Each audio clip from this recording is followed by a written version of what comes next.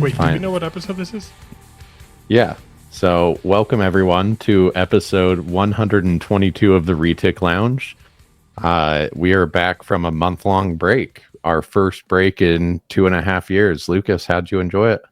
A lot of family time, and I got a promotion at work, so I've been busier at work and taking care of baby Retics. So I've stayed busy, that's for sure, but I did enjoy the downtime and just kind of chilling. What's funny is I remember us talking about how we were going to try to set up episodes and like try to get some in the bank and pre-record, but I think you and I both were just like enjoying the break, and it didn't even cross our mind. Well, I don't know if I was so down on the pre-record side of things, but around 2 weeks in, my girlfriend was like, "Hey, like, do you miss recording at all?" Like, I was like, "Yeah, it's kind of weird. Like, Yeah, my routine's like totally different. I don't know what day it is." Mic check. How do we do this? No, I mean, that's actually a very true statement. Like when we record, it's like that mental awareness that it's like Sunday, Monday, Tuesday. It's early in the week. But no, I'm glad to be. I'm really excited to be back. I feel just a little refreshed and ready to go hard into the season. And I think that us starting off with an episode about the reticulated Python market is just a good way to start off 2025, because I hope that good things are to come with the market.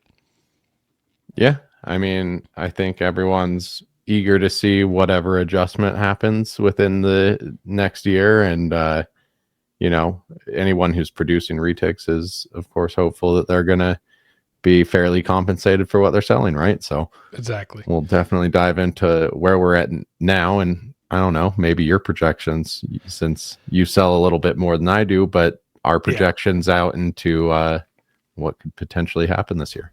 Yeah, I think, I'll talk about just kind of like, I guess, ideal standards in my mind, and we'll go into just like difference of opinions. And again, this is an experiential podcast, and what Nathan and I are going to be talking about the market is not from a factual basis, because there's so much information and data you need to gather to actually make those kind of statements. But we're going to pull up the screen of Morph Market, and we're going to look at the price of Retics, and it'll be interesting to see. I kind of want to do like an experiment, Nathan, where we like pull up the Motley gene, right? And I want to see like what the price range is for a Motley, right? In the mainland world and in the Super Dwarf world, because one thing that I think is an issue about the market is that someone is selling a Motley for $200, another person selling it for $450, and they look like identical snakes, right?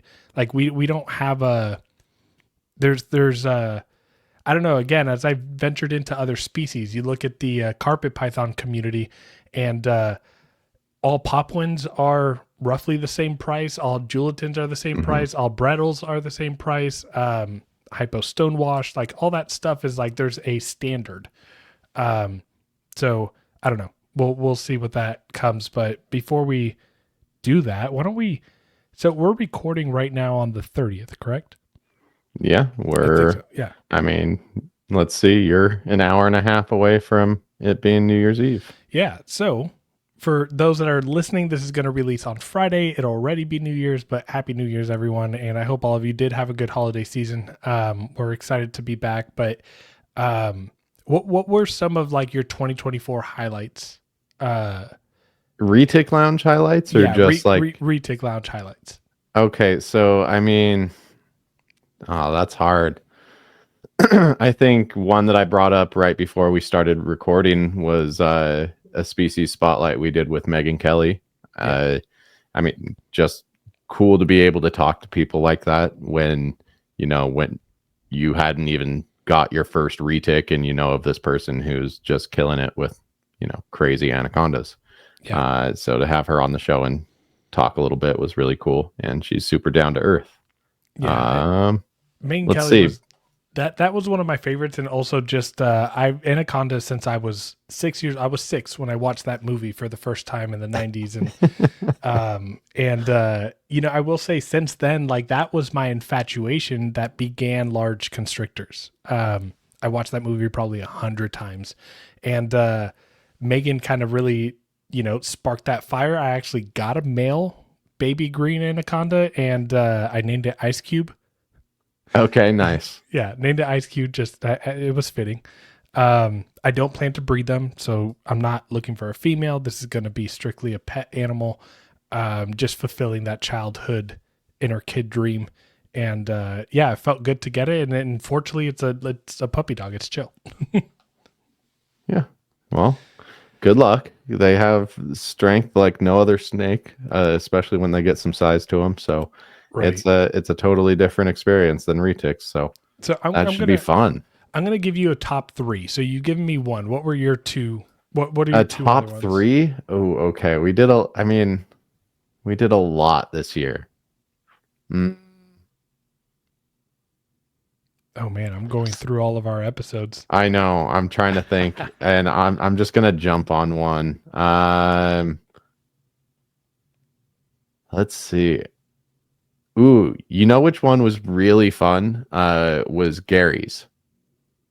Yeah, dude, having Gary, dude, I like he is someone that just again his energy. We talked about that in the whole beginning say part talk of the about podcast. down to earth. Yeah.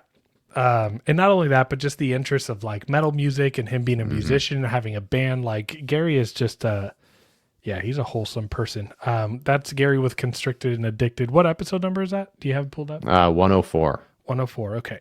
So you got Ben Kelly, you got number 104 with Constricted and Addicted. What's your number 3?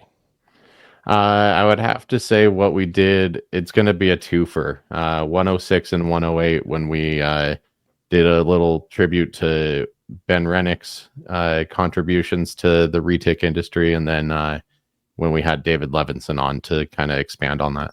Yeah. No, I agree. Actually, and part of my top 3 was the Ben Rennick one, and I think the reason for that was because I had known of him, I had known what happened, but like getting to dive in, right? Like doing the research, listening to the different podcasts about the story, talking to other people in the industry that had a relationship with him and who he was.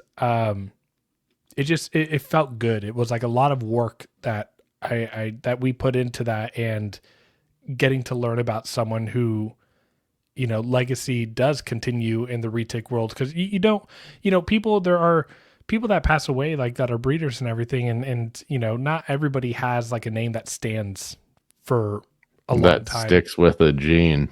Yeah, exactly. And, yeah, Ben just, seemed like he was an amazing dude. So that's episode number 1 for me. I think the second episode that I would say would be, let me look at what number it is, but it's when we had Dan Maleri on. So that's episode. That was the other podcast. Was Dan it? Maleri? Oh yeah, it was. Damn it. Sorry. I was like, I would have remembered. So I knew shooting the shit with Dan. I knew my third. My third was when we. Let's see. I got it pulled up here. When we talked with Riley about inbreeding depression, line breeding. Yeah, line breeding. Yeah, and that to me was I enjoy it. Like I want to have Riley on like 4 times this year. I love talking to that dude, and he keeps so many different species. We could talk to him about Apodoras, whatever. We could talk to him about nothing, and we could go on for 3 hours. So yeah, definitely down for that. And then this one's kind of a curveball, and it's a little eccentric. But I laughed so hard in this episode. But the episode with South Bay Reptiles, Josh. Oh, that was this year? Yeah, that was. Was that early this year? 8 months ago. Yeah, that was the funnest, biggest shit show episode ever. Yeah, it was so much fun. That one was wild. I'm gonna have to go back and watch that. Yeah, no, so many memories. But I remember some of the clips I got out of that, and I was just like, Oh, Can I post this? I was like, fuck it, he does. Yeah, let's try it. But yeah, so as we go into the new year, just want to give a huge shout out to all of our listeners. If you guys are tuning in for the first time, because it might be popping into your algorithm since we've been gone for a month, hit the notification button and subscribe to us. And one thing that I don't think I've asked before, but I've heard some other people ask for this. If you guys listen to us here and you like the podcast here, but you don't necessarily listen to the audio podcast on Spotify or Apple Podcasts, please do us a favor. Go to Spotify, give us a 5-star rating, leave a review. And that helps with like getting us into more of the algorithm on Spotify to get those listens up. Yeah, you never sent me the Spotify Wrapped for this year. I'm kind of upset about that. No, I switched platforms. And so like Transistor doesn't do the whole Spotify thing that it did before. But we're still a creator on Spotify. We have to have like a creator profile. Possibly. I'm going to look into this. Yeah, if it's under the same email, I should be able to sneak my way in there. Yeah, you have the password. I know the codes. Okay, so before we jump in any further, I do want to give a shout out to Cold Blooded Cafe.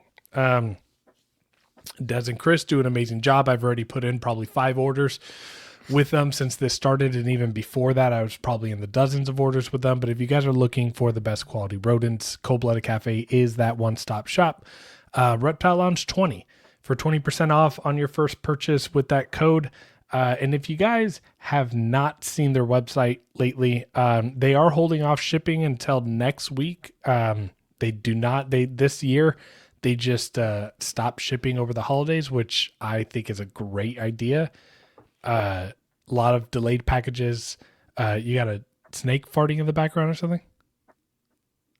Fireworks. I was just trying to, with the headphones on, I couldn't figure out what the noise was, and I was like, "Is there a snake like pushing at the glass or something? What's going on right now?" Fireworks already.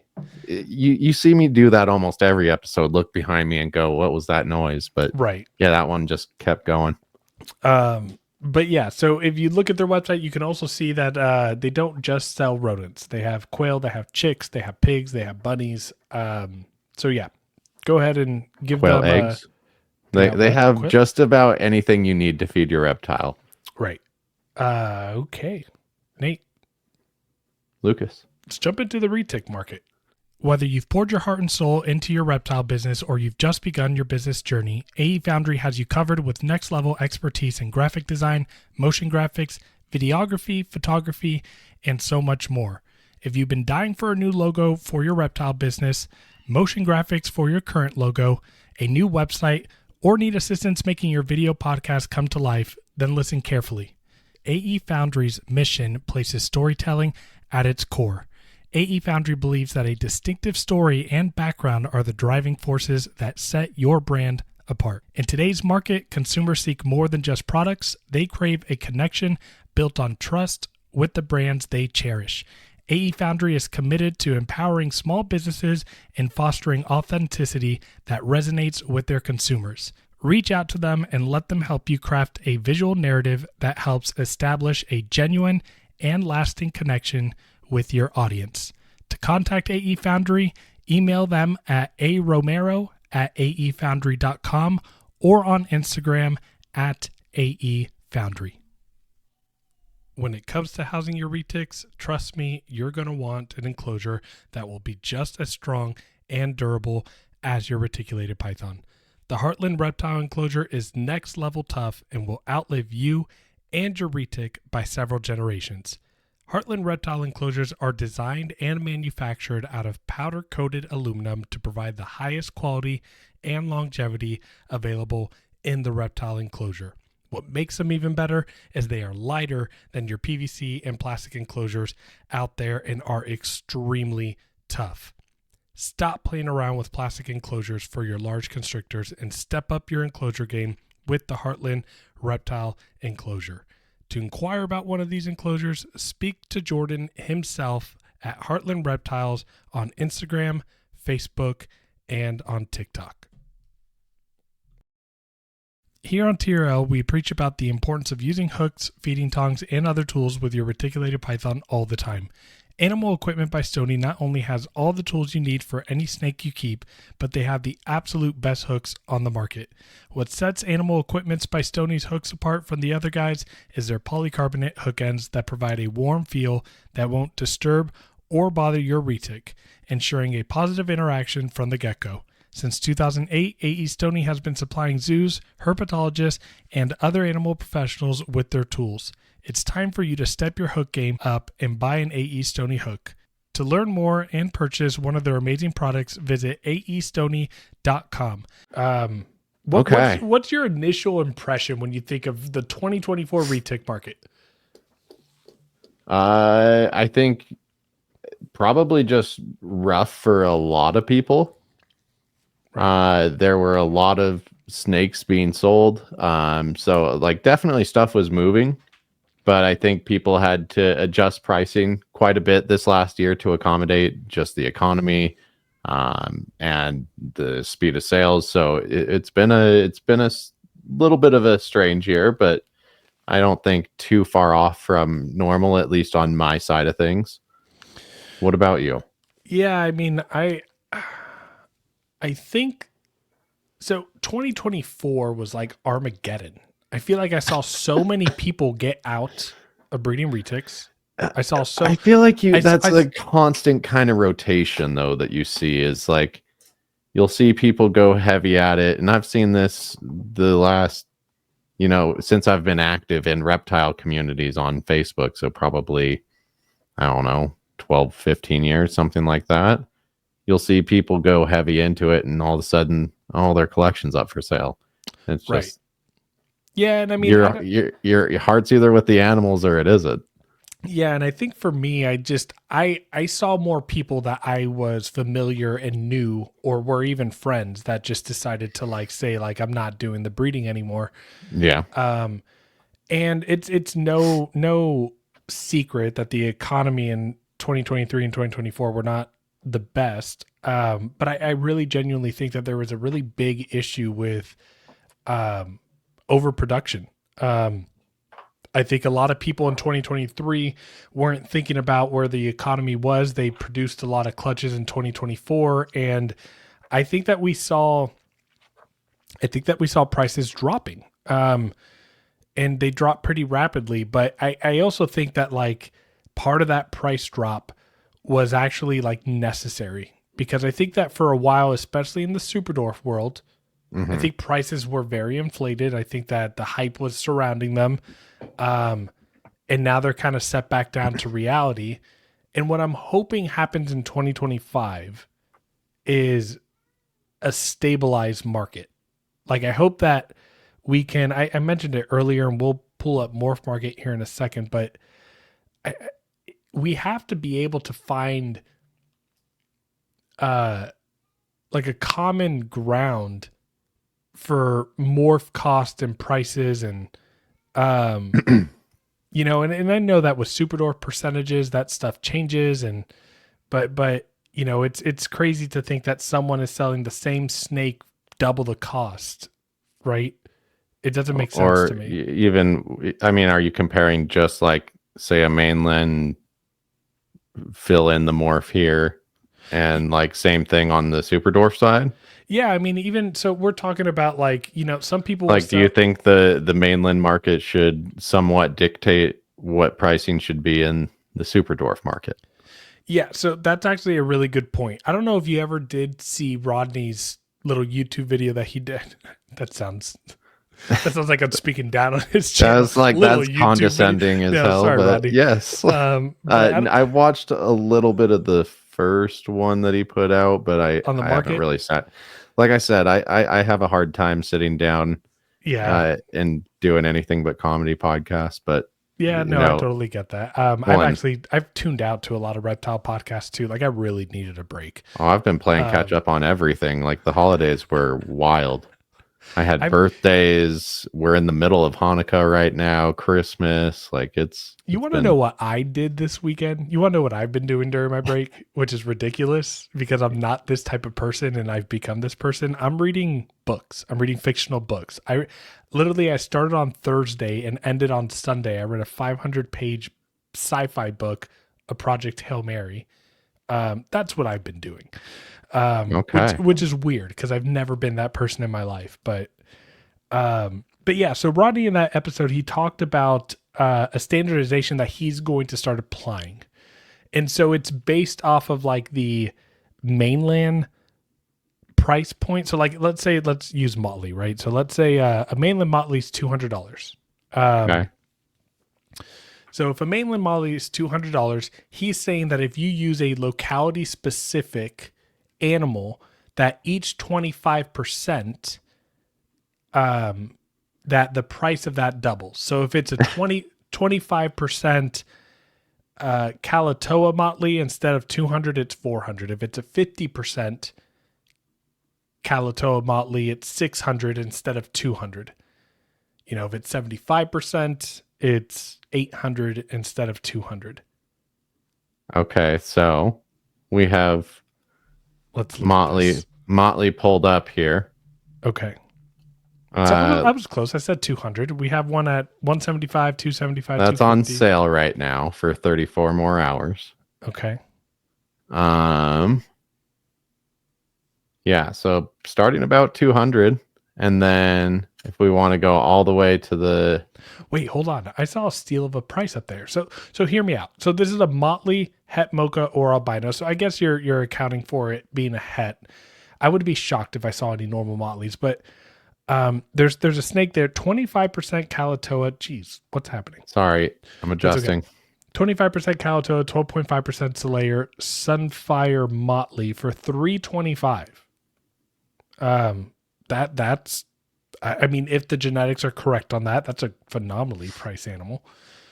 In my opinion. But I mean, I'm not buying anything at that low percentage, but Yeah. yeah, I wonder, does anybody have just a Motley? Oh, I'm sure. No, I mean, I feel like we would have seen it. That's the problem is like I wish I could just like search completely single out a gene. Right. Um, Okay, so this is at the high end of it. high end. So you started low, started high. So lavender, Motley, tiger, snow. Looks like we're going anywhere from $200 to $4,000. So, and yeah, then some. depending on the combination of genes, but Yeah. yeah, and then you have some Inquire that are probably just those. You know, a lot of people hate on the idea of like Inquire to talk about it, but at the end of the day, like I like Joe at Reach Out Reptile. I love his sales method. It's like rather than putting a fixed price on something, let's have a phone call and conversation and let's talk about it, right? Yeah. But then I'm over here saying like standardization would be nice. So I don't know. I'm curious, like what your thoughts are on that. Like, so let's say, you know, a Motley price is $250. You know, is a 50% Super Dwarf Motley at $750 an appropriate price? I think in theory that works, right? Right. I think where it gets muddied up is what we've talked about so often with just Super Dwarf in general. Not all pairings are created equal. Just in terms of, you know, parents, grandparents, size, that kind of thing. And if size is a key factor, I think that kind of determines price to a point too. So that percentage isn't always the best marker of how to go about it. Yeah. So it almost brings me back to, do you remember Duran Guerrero talking about doing the star ranking just asking system? me, do you remember Duran? I was like, no shit. No. Like, no. Do you remember his ranking system he was always talking about? yeah. He was like a 5-star rating ordeal. Like if it were as simple as just going as percentages, I think we would have had this somewhat figured out at this point. But it's not as simple as just throwing a percentage, even if it's a confirmed Kalatoa, Madu, Karampa, whatever Yeah. we're talking about. So Yeah, I think, and one other critique that I would have about a system like that is that I'll even use like Rodney's example. Like you'll have a 50% ternate marble that'll look phenomenal. Like that'll be off the charts. Like Rodney has produced probably some of the best marbles I've seen. mhm. But you can also have a 50% ternate marble that's more striped out and doesn't look as good. Are you gonna charge the same price for the way better visually aesthetic and phenotypically superior animal, or is it going to be the same price?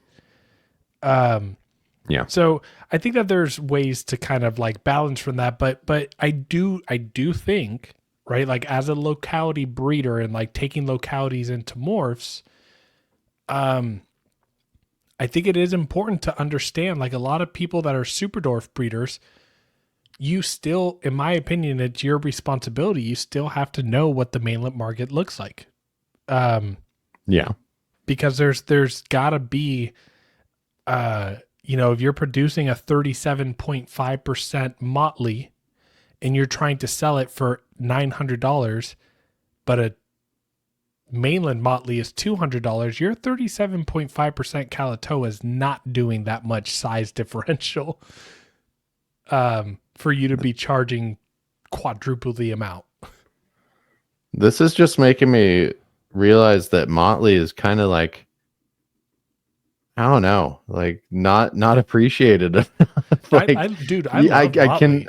This is the first single gene Motley, and it's still het anery. Yeah, still het anery, but it's the first just Motley I've seen. That's a cute snake. Yeah, and we're talking about, let's see, what are the percentages on this one here? This little girl. View more. She's a 50% Kalatoa, 12.5% Jampea. So that was like the female that I got from them. Oh my gosh. Like a lot of people who got into super dwarfs within the last, I don't know, 5 years, I guess, 6 years. Yeah. They'd be like, that price is like super low. Like this is the time. Okay. So fun fact from Reach Out Reptiles, I bought a visual anery motley, right? Mm-hmm. So sure, visual anery instead of 100% het. Same genetics, 50% Kalatoa, 12.5% Jampea. Bought that animal back in 2021 for $2,000, right? So you're looking at an animal that genetically has the same makeup besides it not being a visual anery carrier, but it still carries anery, and it's less than half the price. Yeah, but I mean, if you're looking for your first super dwarf, it's really the time. I mean, this reminds me of when I got into it a little bit and bought my purple for, I think, like $750, $850. That was cheap. That's not even fair. Het anery, like she comes from a tiny, great bloodline, 12.5% Jampea. She looks even better. Yeah. I mean, it reminds me of the good old days, right? Right. My good old days, at least. Right. I mean, just like before COVID money, right? And that's one thing that I think that's important for us to note is COVID money, right? Like COVID money, we all had money coming in from the government. The economy wasn't shit because you could get gas for $1.50 a gallon because no one was traveling anywhere. We're under $3 right now, and I could cry. So Texas is pretty much, at least San Antonio, has been under $3 for, I mean, our pricing and gas here is actually, I think right now I filled up, and I fill up on like the premium on my new vehicle, and I filled up for $2.89 on the highest, most expensive one. Okay. It's not bad. It's actually really good. I think it's $2.29 for a gallon of gas right now, but don't quote me. But what was I saying? What happened? Oh yeah, COVID money. So yeah, those days, in my opinion, are done, right? So like you getting a 50% or 62.5% animal, and you're breeding them and you produce them, you getting thousands of dollars for those animals. It's just not happening anymore. I Um, mean, it depends. There's still some animals that are gonna reach those heights, but it's with stuff that's multiple putting genes. no, not even that. Here, I have a good example. Let me get to it from our buddy too. So Ooh, I'm I've scared. been I don't. Are you focusing. sarcastic when you say buddy? No, no. We have a buddy who's pushing forward a new gene. Well, not a new Okay, gene, but new to that's Super Dwarf, right? that's different. Oh, are you talking about? Oh, dude, yeah, this sexy male. Yeah. We have Chris over with new shed serpents. I'm annoyed with Chris and the fact that he's. I just had an idea. Never mind. I'm not saying it out loud. Keep Chris, going. I think you might have got a sale. No, I'm gonna see if he wants to do a breeder loan because that male's about like 8 months away from wanting to breed. What I'm thinking in my mind, what if he sent it to me and I take it to like a Halma or a Ternate? I'd rather have it. But that's selfish. Anyways, I'd rather have it. but I mean, if you're pushing forward a new gene like that, which I think in 2025 we're going to see a handful of those like uh hets from like the Pied project or hets from the Ocelot project start to breed within the next year, 2 years. So Yeah, you're gonna see those crazy retic prices, but it's gonna be really just to the new stuff. yeah, and I mean, in my opinion, so like when it comes to like the new things coming into Superdorf, right? Like wait until someone takes an Aztec to a fucking Kalatoa, and people are gonna be like, oh, $30,000. It's an incomplete I don't dominant. know that we're gonna see those crazy of prices anymore. Like, No, I don't either. I mean, at least not in this economy, and because we can't import, and we're rarely ever smuggling in animals that are we're gonna get shut down. But because we're rarely smuggling animals these days, I don't think that that's gonna happen. But yeah, I mean, once the first 50% Kalatoa pieds are produced, it's gonna be an expensive animal, and absolutely it should be. I'm surprised we're not even there yet, to be honest. But um, like for example, Eric Lee, I think in this upcoming season, he's got the possibility of making 37.5% Kalatoa pied snows. Like what? I mean, I know it's only 37.5%, but still. yeah, Like that's an insane animal. So that's those are gonna be pricey. Actually, Eric Lee's a hoarder. He's gonna hold all those back. Um, we'll make some available, I'm sure. but yeah, and I mean, and he just, he just produced some triple hets, right? And I think they were rainbow snows that were like 31.25% or something. So again, those animals, you're right. I think those are going to fetch a very, very high dollar. But yeah, like in my opinion, a Kalatoa marble jaguar. Yeah. Do I really want to go this route and start? Well, okay. Since Do I want to do I this? know, is it the Jaguar thing? No, it's not even the jaguar. It's just that it doesn't matter if that animal is 75% Kalatoa, but a Kalatoa marble jaguar, it's two incomplete dominants. Why are we charging $8,000 for that animal? But what I was saying is, do I want to go down the road and Yeah. like speak negatively about someone's pricing? So I'm sorry, like that's not like what I'm trying to do, but I'm also just trying to get an understanding. Like this is where I'm talking about where the market is kind of just like we don't have a standardization. Like someone is out here charging $8,000 for Hey, at least it's a 50%. 50%, right? But we're talking about two incomplete dominants, right? I know. Like, I know, but it's Jag. Andrew Acevedo produced that, I believe. did he? Yeah, he did.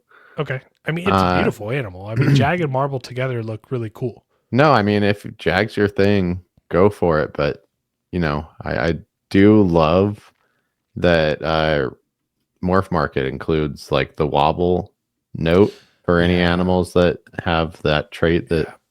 exhibits a wobble. I think Dairy, it's just like good for any potential new Right. retic owner to know. Right. Darian's done a good job with Morph Market. And I don't know if you've had the opportunity to, but I did use their shipping. Uh-uh. And it cost me $49 to ship an animal out for a label. It What? was amazing. Yeah, I have like the $20 a month subscription, and Oh, it's absolutely ridiculous on how like affordable he's making shipping. It's amazing. okay. Yeah, I might be posting some stuff on there soon. So And even if you don't post, I mean, you could just like literally $20 a month.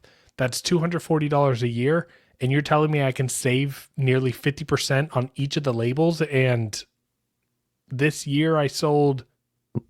it works kind of the same way as, Yeah, I mean, red line, ship your reptiles, that kind of thing. yeah, I think yeah, I mean, it literally, it's even easier to be honest on their website. But yeah, I mean, I Okay. sold, I think I sold over 40 snakes this year. So I feel like I'm making my money back very, very easily.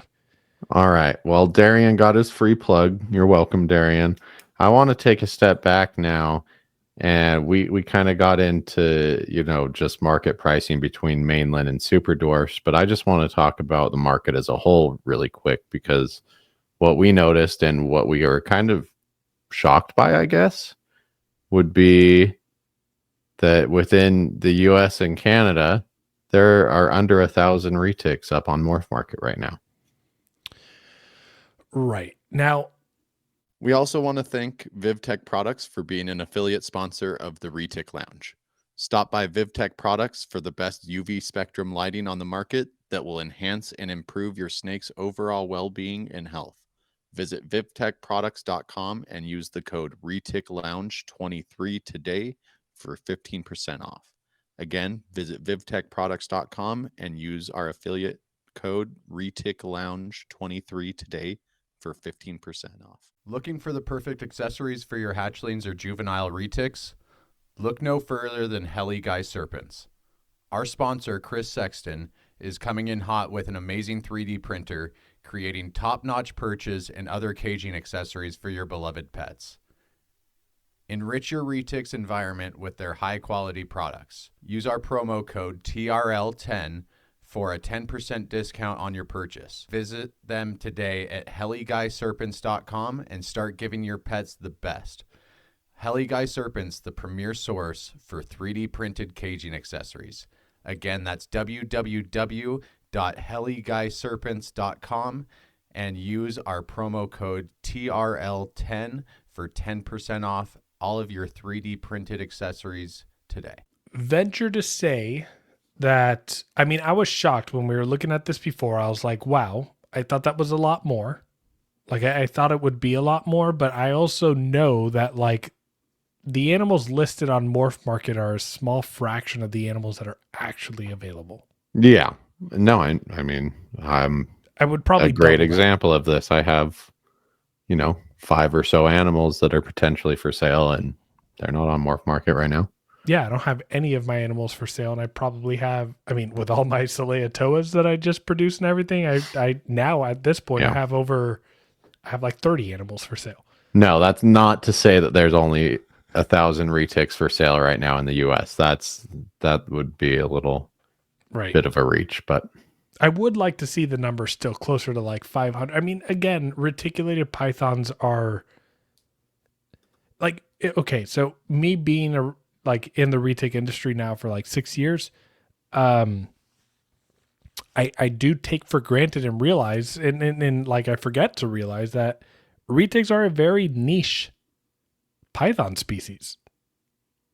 And there's people that I've seen on the Retic Nation, the Retic Alliance, that here within the end of 2024 and into 2025 are planning to sell, or they're on like their 4th or 5th or 6th clutch, and they're producing like Mainland. So these are big clutches. So I just don't understand how people in this like market are still producing in this 300 snakes a year. Like, I feel like I produced a lot of retics this year, and I think my total number was 69. It was 69 retics I produced this year.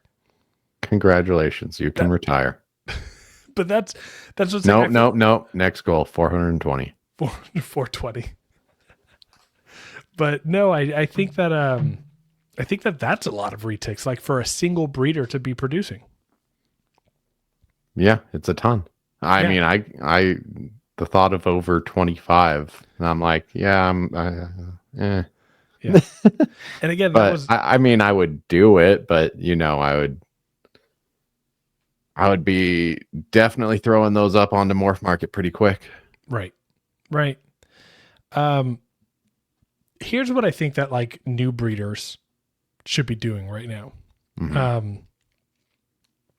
Considering like where the market is, a lot of new breeders right now are looking at the market and they're panicking because they realize that they bought in 4 years ago during 2020 and they're like, crap, these animals aren't selling for a lot of money. But you spent monopoly money back then, so yeah, it's exactly. fine. Exactly.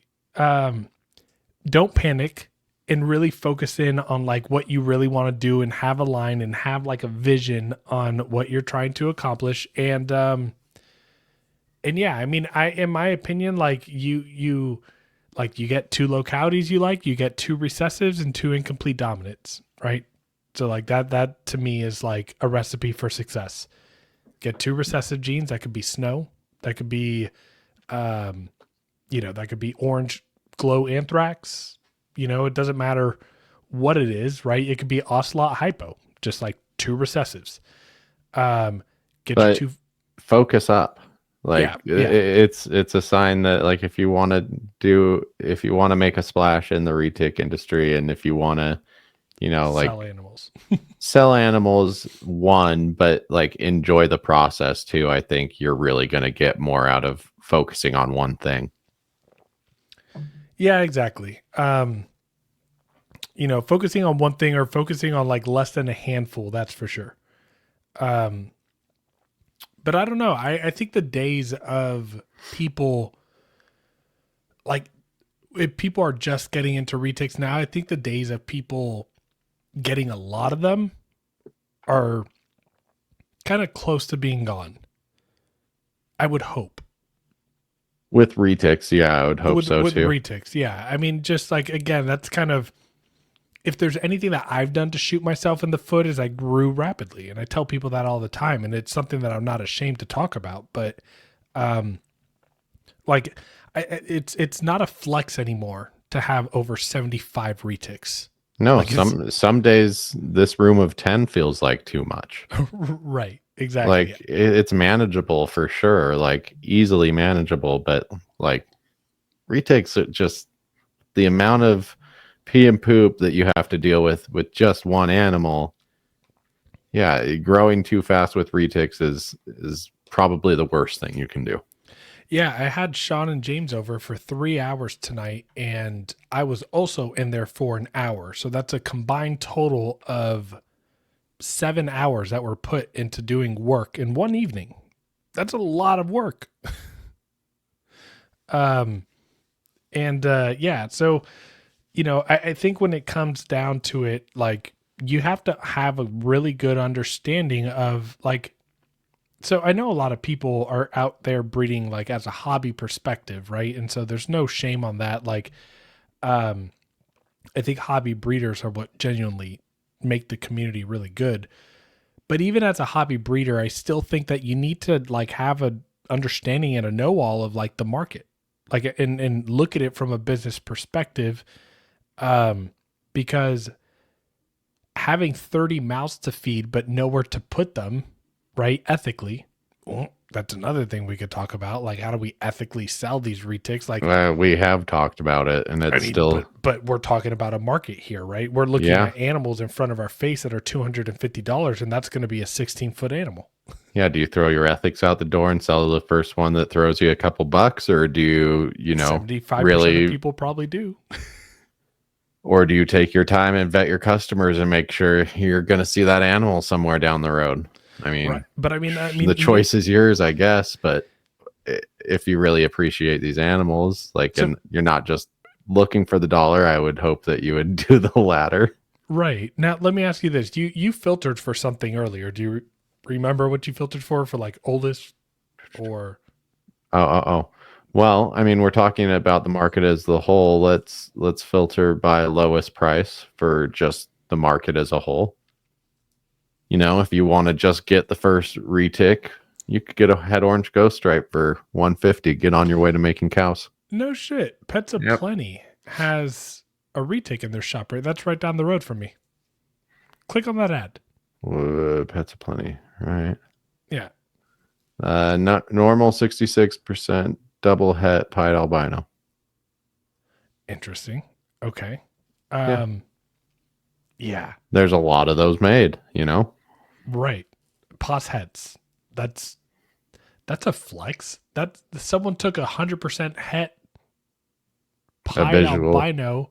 So let's talk about this real quick. Hold on, because this matters in the market standpoint. People are not going to like that I say this, and I don't mean this literally, but that's a feeder type of production right there. In order to make a normal 66% double het pied albino, you have to take a normal retic to a double het pied albino retic. Why? Not necessarily. You can get How? some normals out of. I mean, they don't share the pairing, so it's hard to say what the pairing actually was. But one of them was a Fair. visual, right? Pied albino.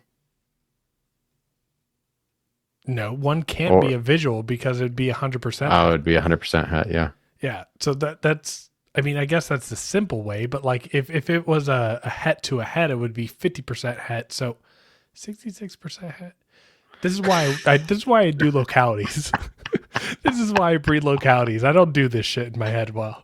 But no, that just, again, to me, that's not a very like a good. We don't need to flood the market with normals 66%. Forgive me if I'm wrong, because I would need to look back at it too, but I believe it's a visual to one that is not het. Yeah, for either of those. Yes. Wait. Maybe. No. If you take a visual to something that is normal, the babies this is are a 100% shit show. We shouldn't have even gone down this road. Hold on. If you take a visual albino to a normal, those babies are 100% het albino. Yes. Yeah, you're right. Why am I thinking about this so strangely right now? You're right. We have no, to I have it a like we were 8. Huh? We had to explain it to each other like we were 8. Like, well, no, visual. I have to think about my own pairings too. Right. It's like, what the? Yeah. No, so a 66% het, I think that's a het. Yeah, that's a het to a normal for both. Oh man. Okay. Moving on. We just showed our stupidity right there. But again, not a very smart pairing. So again, be smart. Even just a normal 150. Is that okay? Huh? Is that okay? Like 150 is like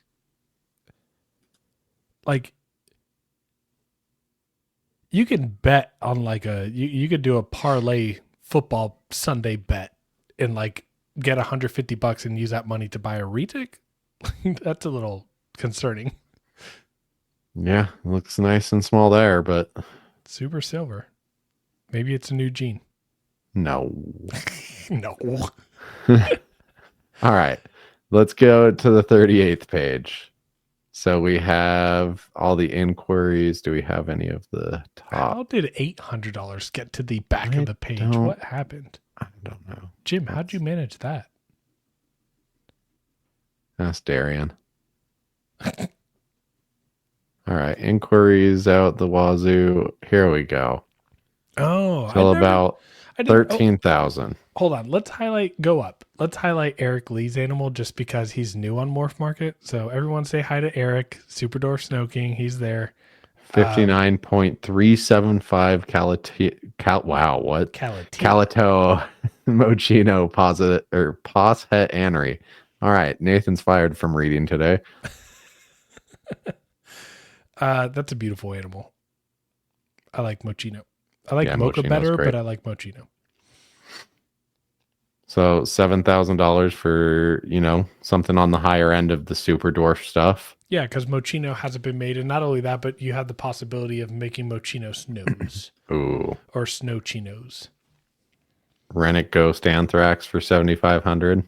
You want to know what's cool? Is I scored one of those for James.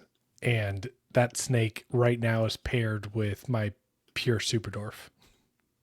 Huh. Yeah. From the same breeding? Let's see. No, that's this year's breeding. It was from the snake's already a year and a half old. Oh wait, But April from DNA as well? Yeah. Okay. Yeah. Me and Aaron Nice. worked out a trade and a deal with some cash on top, and we made it work. All right. That's a cool pairing. The Paradox Pied from Paragon. I mean, how can you hate on that? That's pretty ridiculous. Yeah. You can price that snake at whatever you want, just because it's literally, there's not going to be a snake that ever looks like that ever again. It seems like for the reasonable person pricing out like a one-of-a-kind retic, 10,000 is like the appropriate way to go. If you have the money to spend on an animal that looks amazing, but you're never going to reproduce it, but you want it as like a big, beautiful animal, because imagine that animal being 15 feet long and looking like that. Like, that's a cool snake. That's actually, yeah. I mean, I'm not going to complain about $10,000 because, again, it's a one of a kind. So, yeah. Okay, so retics range from, at least $150 to about 12, 13,000. Yeah, and I mean, we've seen them get as high as 35,000, but I feel like we've seen them higher, haven't we? No, about 35 for the original Ocelot stuff. Yeah, right? that's all I've seen. I think I haven't actually seen anything. Well, no, I will say that I think I saw Aubrey Pruitt. He posted like a 100% het Ocelot and a visual Bacan 100% het Ocelot. I think he like sold the pair for, or not sold. He had the pair listed for like 50,000. And the genetics are probably that's a not pair though. But, I mean, you have to consider that too. Yeah, but I mean, just the number on that. But yeah, another Retic Ghost Anthrax. It's from, looks like this year's breeding as well. Dude, man, there's something about a black-eyed ghost that just looks cool. Like the one that James has here in my garage right now, it's drop dead gorgeous. The Retic Ghost stuff, I mean, ranging, let's see on that. Because that's a gene that's, I mean, held its price through and through. So you're looking from, that's a het. But even that's pretty cheap. Wait, are you sure? It says Retic Ghost 66% had anthrax. Oh, no, yeah, that's a Retic Ghost. $300. Someone jump on that. Free shipping Retic. Hold up. Is that what's happening? Not much more to say about this girl. She was produced by Gabriel Collis. Okay, I know who that is. She's super laid back and slamming frozen thawed rats. Huh. I'm not one to buy mainlands, but I mean, okay, it's for bid. So the bid, so they put it up for auction. I forget about the auction feature. Yeah, I panicked. Holy shit! I was like, why is someone doing that? I was like, wow, that's a really cheap Retic Ghost. I panicked for a second. Yeah, I was like, dude, this $12.50. Wait, how do we have such a discrepancy here? Yeah, so anywhere from about $12.50 to anywhere $7,500 for some of the anthrax stuff. Yeah, I'm a big believer that you can ask a lot of money for the animals you produce if you know what you're doing. If you know what you're doing and you're pairing animals that like the polymorphic traits blend with each other and make a better visually looking animal, great. Hold on. Damn, an anthrax for... So, fun fact. Here we go. Yeah. Ready? So let's talk about the anthrax market real quick, because I was consigning some Kalatoa het anthrax 50%. They didn't sell. And the breeder was just like, hey, send it back to me. And I was like, please take them, because I had like 30 of them. But You look at a visual anthrax, $250, right? So if we use the logic of for each 25%, it doubles, right? So that would put like a 75 that would put a 50% anthrax or 50% Kalatoa visual anthrax at $750. That's too not cheap. happening. That's too cheap. But I will say that's what the hets were selling for. So, Let's see. we tried listing the hets at like $1,200 a pop, which were good in my opinion, but no one was biting. Doesn't look like there's much Super Dwarf anthrax going on. No. I mean, there's not. There's no one. I mean, there's like two There's or three heads. people. Wait, wasn't there some visuals? 50% visual anthrax, something. So Matthew Martin. I swear. Not visual 50%. The only one that I know that I've ever seen that, and I didn't even verify lineage, was back in like 2000. It was produced in 2016. Yeah, but no one's made visual. Maybe I'm thinking of a different gene, but I thought maybe. Pied for sure. Pied, Yeah, visual pieds? Yeah, wasn't there a visual pied that Garrett made? In the 50%? I swear. Maybe I don't know. albino Maybe pieds? I'm making things up. I don't know. But anyways. Speaking of just like things happening in the retic world, did you see his little two-headed snake that popped out? Who? Garrett. No, I didn't. He had a two-headed retic hatch. Didn't make it, but can you find it and pull it up? I'll certainly try. Dude, that's pretty impressive. I didn't know that. Have we seen that before? Oh, I'm sure there's been two-headed retics. Just ask Jay. That's true. Too far? I mean, let's be real here.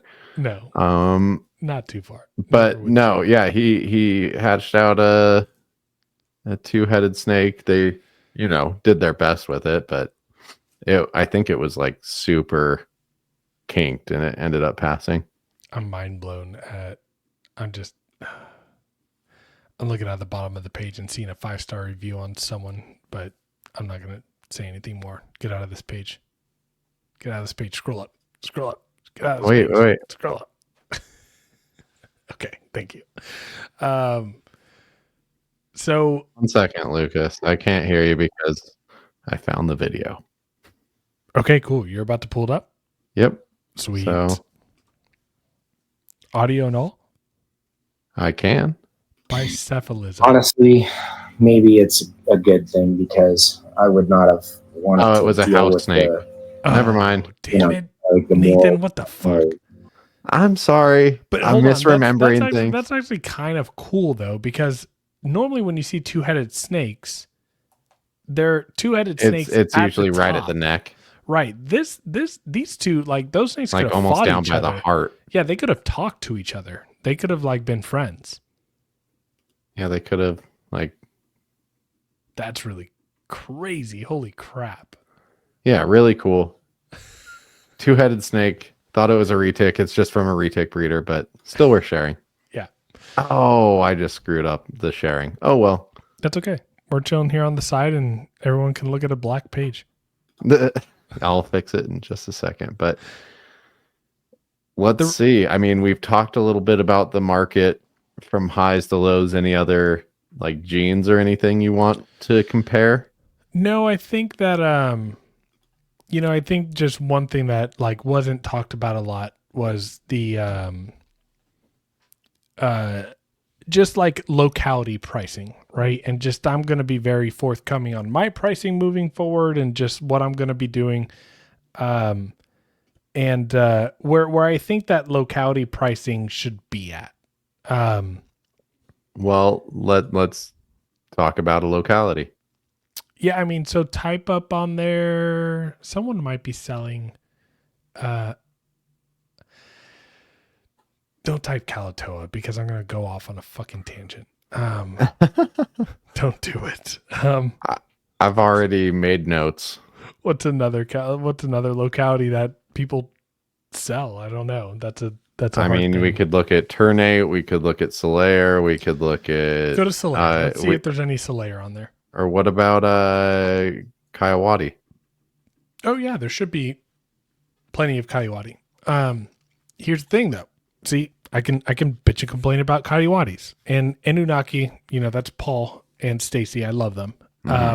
But that's another thing about the Kayawati project, right? So like when I produced my Kayawatis back in 2022, I was the 4th clutch in over a decade, right?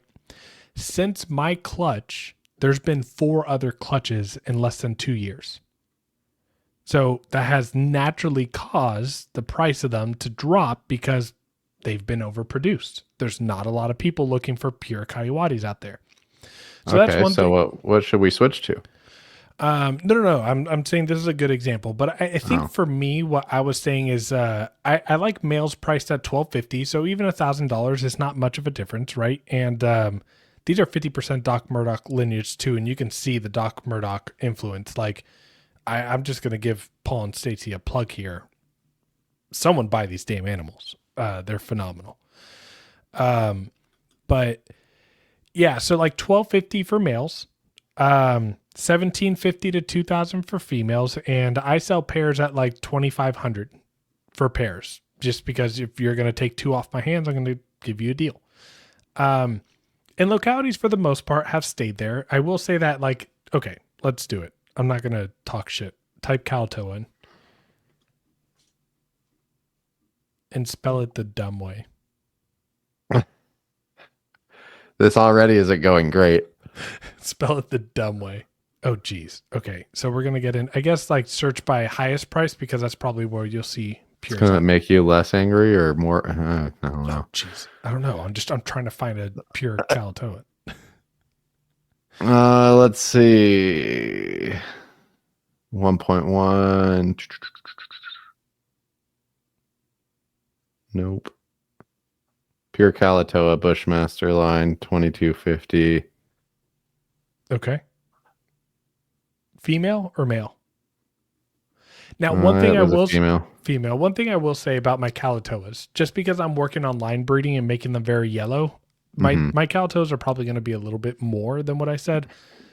I'll probably sell pairs at $3,500, sell males for, I don't know, $1,750, and sell females for $2,500. But Super Dwarf Wild Type 1,800. Yeah, so for pure Super Dwarf, non-locality, yeah, I think $1,200 to $1,800 for those animals is fair, because you're getting a retic in a small package. Well, relatively small, but yeah. So, I mean, pretty stabilized, would you say? Because like localities have been stable for a while. The heyday of the 2020 market, you would see a Kalatoa going for what, 5,000, 4,000, 3 to 5,000. You know what's funny though is people would buy a bogus Kalatoa for 3 to 5,000, and now, now you can get a legit Kalatoa for half the price. So I find that kind of comical, but yeah, like back in the heyday, when I sold my pairs of Kalatoa before in 2022 when I produced them. No, 21. I don't know. From the Wild Cop pair, I was selling pairs for $4,000, but I was selling females for $3,000 and males for $2,000, and I sold all 16 of them in like 6 weeks. So I think localities have stabilized, and I think that like the Super Dwarf localities are getting to where like the other localities are being sold at, which is a good thing. Dwarf wild type? I was looking at Solaire, but I knew there wasn't going to be much of anything there, just for, No, I was the only, the ones that I produced this year were the first one since Garrett produced his in 2020. I know. I was just for shits and gigs, seeing No, if anyone was tossing up their old Solaire on the old morph market. I flirted with the idea. If anybody wants an adult breeder pair of Solayers, let me know. It'll be a lot of money. Not ending soon, but highest price on our Turnade buddies here. Not on sale. About $750 for our morph Turnade. crosses. Those are I don't know if there is just a No pure Turnade on here. Samson can't sell. I think he might have produced a clutch, but outside of that, it's still Rodney who's only producing pures. Oh, okay. Yeah. Not doing anything with them this year yourself? Yeah, I'm pairing them. Well, I'm waiting for my female to go off of food, but yeah, I'm trying to make a pure Turnate clutch. I tried last year. She Parthoed out, so I did produce one pure Turnate, Partho, who's available. She's a demon, but she's healthy as can be. Here's what I want to look at is, I mean, this is relevant to me, right? Is the snow market stuff, yeah. So what do you remember the highest price of a snow being? They were pretty expensive at 50%. Visual. I remember like a 50% Super Dwarf snow being $7,500. Yeah, I mean the highest price snow on here. I'm not even. It's from Paragon. I don't think it will be 50%. Doesn't say the breeding though, unfortunately. It's a lav snow. Here, Andrew may say, yep. Sire is 62.5. So this one's 56.25, 2,500 combo. So I feel like combo Kalatoa Jampea. Yeah. Oh, you're right. Yeah. So no, but yeah. I love you, Andrew, but the split on I don't like it. I don't like it. I've already told him that, but also Andrew's Andrew, he can do whatever the hell. I love Andrew to death, but yeah, I would have to know more. But I will say that clutch of snows that he produced last year, or this year, I think it was 2024, maybe at the end of the 2023, was probably one of the best snow clutches I've ever seen. Go back to that animal and like blow it up. That's a phenomenal snow. Like the thing is pink opaque. Yeah. Yeah, and that open dorsal Motley pattern from the Motley is really cool. Yeah. Super red eyes too. But anyways, also I love his pictures. He's just like, I got this like little walk step up to my house. I'm gonna put the snake on there and take a picture of it. It's like, yeah, but I feel like that market's like a more attainable spot for people that are just looking to get a pet snow. For sure. Definitely a lot better than where it's been. So I feel like that's pretty fair for a Super Dwarf, double recessive project. Yeah. All right. Well, let's see. We've kind of dived into some of the pricing. We've definitely talked about the rarity with like the Turnate stuff, the Solaire stuff. Let's do one more thing, and this is just out of curiosity. Okay. I want to type in Ocelot. You want to see the biggest degradation in value? Well, you only have one example right now. I'm sorry. Then go to Rainbow. But that's a morph. It's a morph combo, though. Go to Rainbow. I mean, you have to take that into consideration. Yeah. And it's 100% het Indo caramel. Yeah. Or purple. So, I'm surprised no one is selling hets on there. Let's see. The Retic world, where you have 3 names for the same freaking animal. Nope. No, really? That's mind blowing that there's not a single het on there. Yeah, pretty wild, right? I got 2 tiger het ocelots still left. I should why aren't people breeding them? Yeah, I don't know. Well, no, they are. They're just not morph market. 50% het ocelot. Can't talk still. 50% het ocelot. Yeah, those are pos hets. Yeah. If you're charging more for a pos het, then shame on you. Let's see. One more try. 66. Oh, wait. Let's just try het ocelot. Marble double het purple Indo ocelot for 5,500. Looks like 100% ocelot 2000. 100% hat ocelot, 66% het caramel. That's a normal. Yep. Even that's a little overpriced. But yeah, I mean, I was selling my female normal het ocelot 50% posset Indo caramels for $12.50. But yeah, it's just, I mean, yeah, you're seeing those prices stabilize with supply and demand. More supply, the price is going to go down because the demand's not as high anymore. You know, they're not as rare, so people don't see that same $30,000 value anymore. Yeah, I mean, when people are like just now jumping into the ocelot project with the idea of like the memory of what ocelots used to cost, like they need to kind of readjust their expectations on what people are going to. Oh, that dream died a long time ago in my brain, but yeah. Yeah. Oh, speaking of dreams dying, do you have someone in Utah that produces blue tree monitors? Yes. Yeah. Yeah. Okay. Just did you see that they like did an emergency like enactment where there's like no like soon there's going to be no interstate commerce? That happened a little while ago. A couple weeks ago. It was being proposed, but like they decided to do this federal thing where there was just like this emergency declaration that like, hold on, let me try to find the post.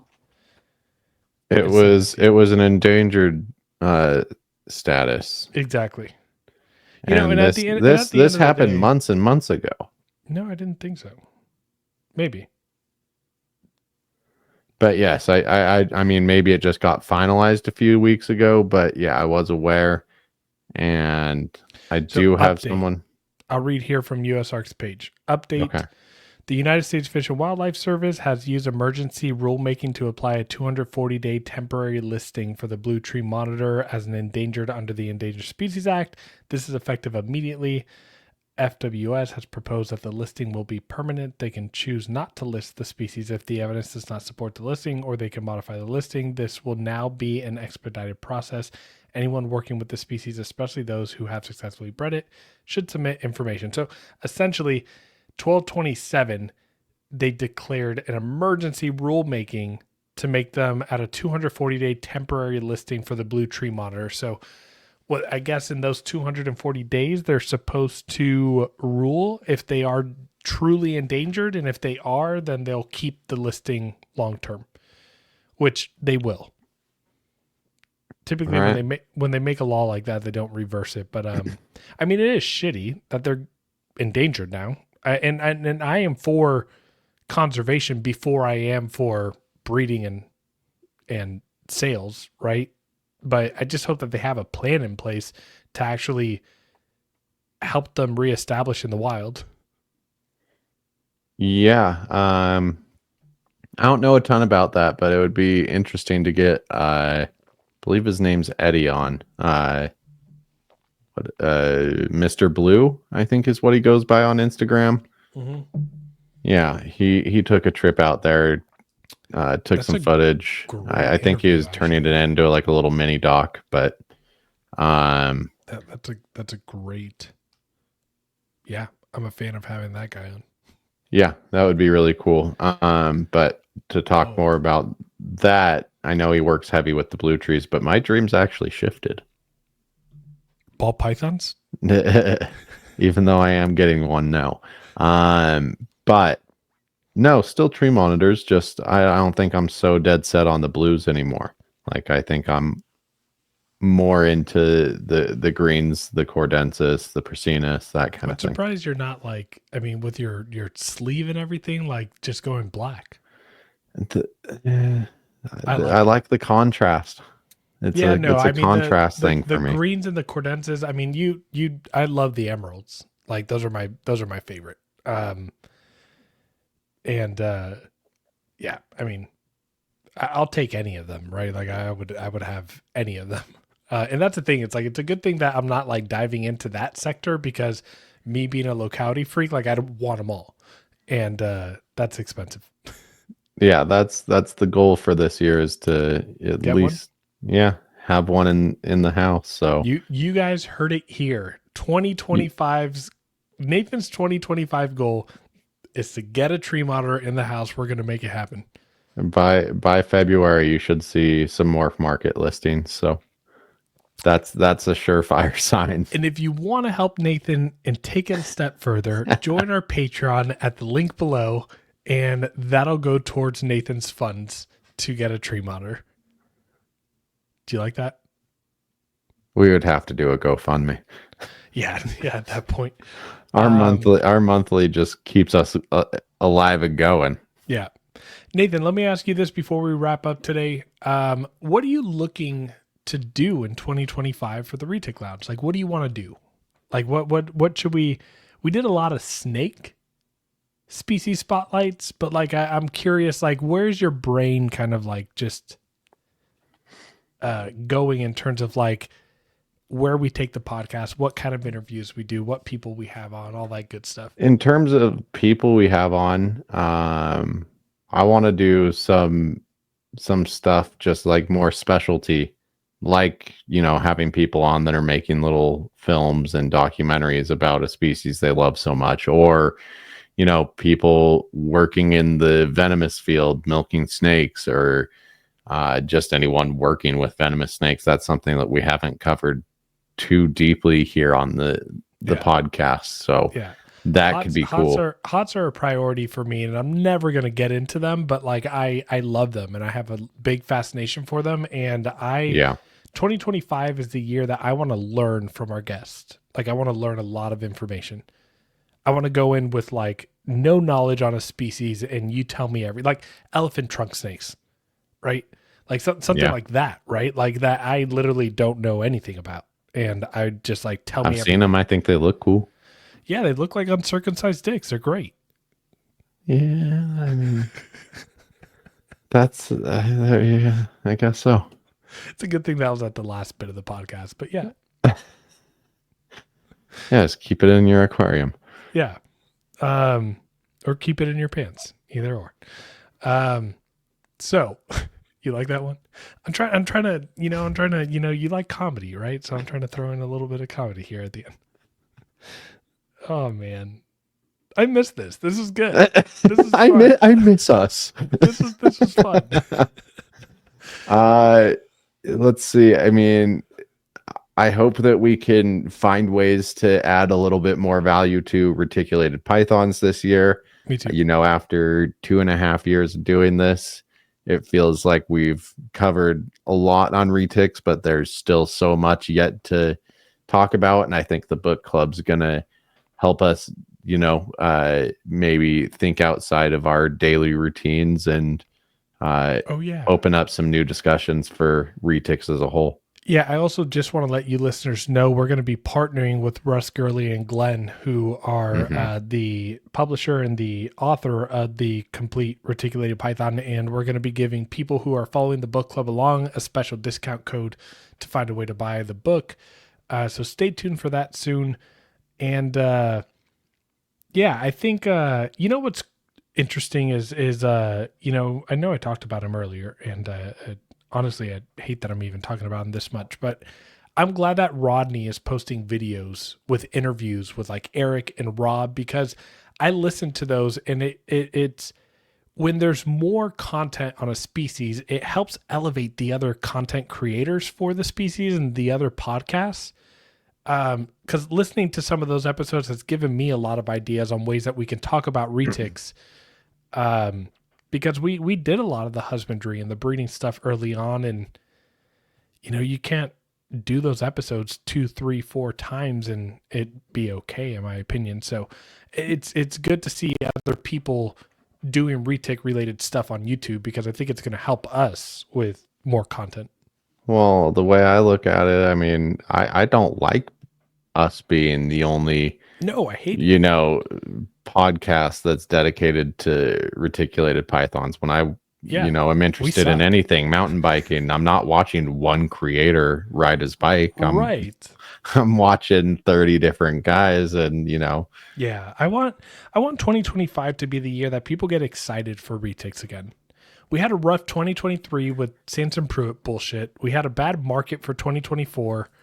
I want 2025 to be the year where people get excited for Retics again.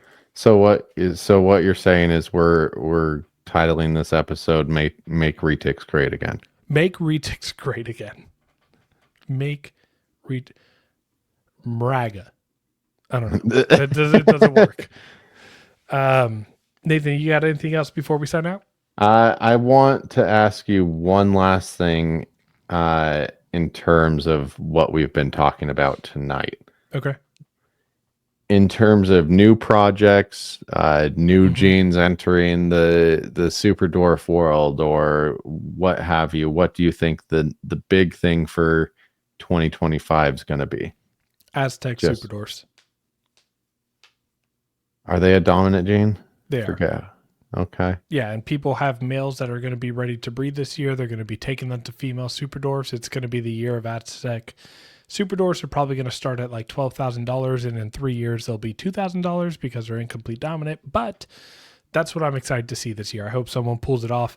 I hope I also see someone pull off some super dwarf hypos. I'd like to finally see, and I'm talking to you, Spencer. You got a hypo. I'd like to see someone take hypo into super dwarf successfully.